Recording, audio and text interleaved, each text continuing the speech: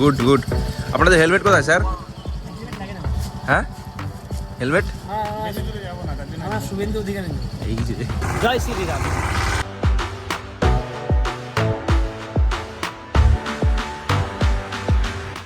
তো হ্যালো দোস্ত, আজকে 1 জুন।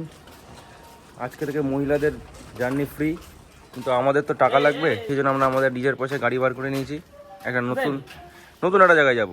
কোথায়? কোথায় যাবেন? নদিয়া নার্সারিতে। নার্সারি মানে জানেন কি? নার্সারি না, নার্সিং হোমে। আমরা যাবো এখন নার্সারিতে, আর ছেলেটা বলছে নার্সিং হোমে। বেসিক তাই তো বললো আমাকে।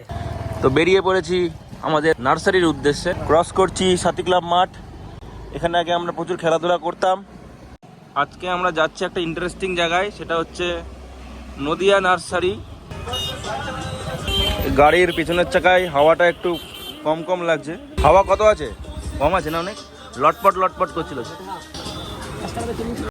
তো হয়ে গেল আমাদের বাইকে হাওয়া ভরা। তো হাওয়া কম ছিল, ওরে বাপ রে বাপ, হাওয়া কম ছিল বিশাল, ওই জন্য অসুবিধা হচ্ছিল। আমরা আজকে যাবো, এখন প্রথমে যাবো হচ্ছে আমরা কোথাও আনন্দময়ীতলা, তারপর ওখান থেকে যাবো চকের পাড়া, তারপর ওখান থেকে যাবো হচ্ছে গোদাডাঙ্গা হয়ে নার্সারি। তো আনন্দময়ীতলা ক্রস করে আমরা কৃষ্ণনগর রাজবাড়ির পথে চলে এসেছি। এই যে কৃষ্ণনগর ঐতিহ্যশালী রাজা কৃষ্ণচন্দ্র বাসপুরের বাড়ি। ঢুকে পড়েছি চকের পাড়ার দিকে। কৃষ্ণনগরের একটি ফেমাস পাড়া, যেখানে জগদ্ধাত্রী পুজো এবং অন্যান্য বিভিন্ন কার্যকলাপের জন্য খুব বিখ্যাত। তো আমরা এবার চলে এসেছি রাধানগর কালীনগর বাইপাসে। যারা আমরা কৃষ্ণনগরবাসী আছি তারা জানি এই রাস্তাটা কালীনগর থেকে রাধানগর মাত্র 2 মিনিটের ব্যবধানে পৌঁছে যাওয়া যায়। কিন্তু এই রাস্তাটা একটা লুপহোল আছে, সেই লুপহোলটা কি সেটা আপনারা এক্ষুনি জেনে যাবেন। তো দর্শক বন্ধু, এই সেই লুপহোল। এটা কৃষ্ণনগরের একটা ভ্যাট, কলকাতা যেমন ধাপার একটা আবর্জনার একটা এলাকা আছে, তেমনি আমাদের কৃষ্ণনগরও একটা এরকম ধাপার মতো জায়গা আছে, যেখানে সমস্ত নোংরা ফেলা হয়। ড্রাইভারকে বলবো ওটা স্লো করতে। এই যে দেখো কীভাবে পুরো এরিয়ার পর এরিয়া জুড়ে নোংরা বস্তু ফেলা, যেমন প্রচণ্ড দুর্গন্ধ। এই হচ্ছে আবর্জনার এন্ট্রি গেট। খালি একবার দেখো, প্রায় কিলোমিটারের পর কিলোমিটার জুড়ে আবর্জনা ফেলা আছে। জায়গাটার নাম হচ্ছে কৃষ্ণনগর গোদাডাঙ্গা। চলে এসেছি আমরা গোদাডাঙ্গা ক্রস করে রাধানগরের দিকে। ওই যে দূরে দেখা যাচ্ছে আইফেল টাওয়ারের মতো, ওটা হচ্ছে কৃষ্ণনগরের সবচেয়ে বড় টাওয়ার। তো আমরা অলমোস্ট ক্রস করে চলে এসেছি রাধানগর। প্রায় রাধানগর থেকে ভীমপুর যাওয়ার পথে।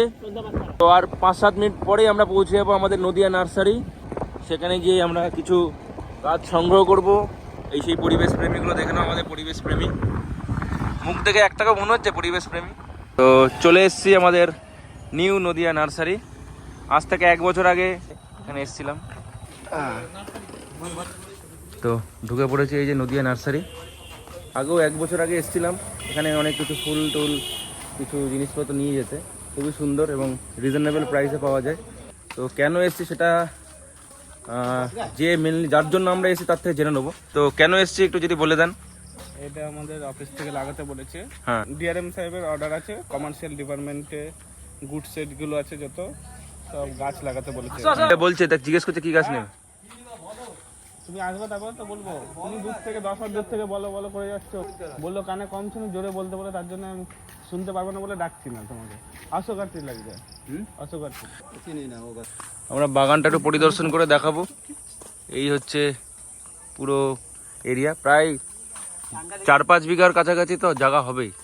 গাছে কি সুন্দর আম ফুলেছে। ওই দেখো বিড়াল বিড়াল, এদিকে আসো।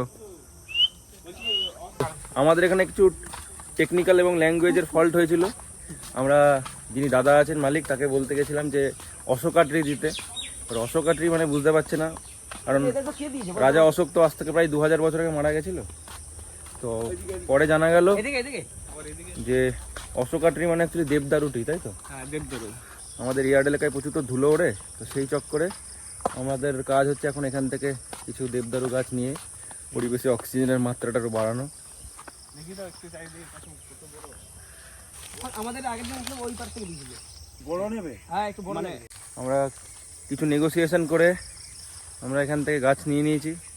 আবার গাছ পেয়ে কি আপনার মুখটা দেখে খুশি লাগছে না? গাছটা দেখে আপনার খুব একটা খুশি না, আমি তো নিয়ে যাই এখানে। এই নিয়ে আমার 4বার আসা হলো। আমাদের সাইডিং এলাকায় প্রচুর ধুলো ওঠে তো, হ্যাঁ। তো পাবলিকে যাতে অসুবিধা না হয় আচ্ছা, ওই কারণেই গাছগুলো লাগানো।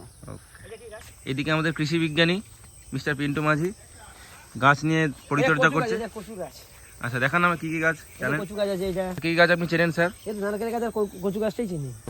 আমরা একটু বাগানটা পরিদর্শন করে দেখি।